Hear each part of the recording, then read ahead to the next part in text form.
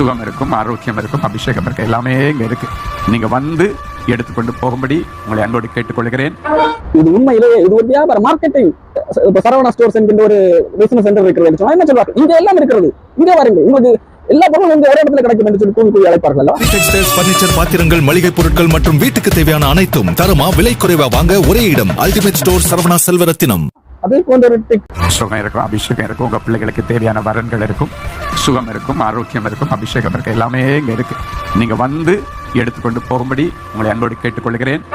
கிறிஸ்தவத்தை வியாபாரமாக்கிக் கொண்டிருக்கிறார்கள். கடவுளுடைய சேவைகளுக்கு அதிகாரிகளாக தங்களை மாற்றிக் கொள்கிறார்கள். தாங்கள் கட்டின கட்டடத்திற்குள்ளாக கடவுள் சிலைப்பட்டிருக்கிறார் என்பதை போல காண்பிக்கிறார்கள். தங்கள் பணம் சம்பாதிப்பதற்காக கடவுளையே ஒரு சின்ன கட்டடத்துக்குள்ளாக அடைத்து வைத்து அவருடைய வல்லமைகளை எல்லாம் பரலோகத்தின் ஒட்டுமொத்த காரியங்களும் ஒரு கட்டடத்துக்குள்ளாக இருக்கிறது, இங்க வந்து எடுத்து செல்லலாம் என்று சொல்லுகிறார்கள். சொன்னால் அதை நம்பும் போகிற மக்கள் எந்த அளவுக்கு அறிவு கட்டவர்களாக இருப்பார்கள். தயவு செய்து நீங்கள் அறிவு கட்டவர்களாக இராதீர்கள். இவர்களை புறக்கணித்து சத்திய வேத வசனத்துக்கு திரும்புங்கள்.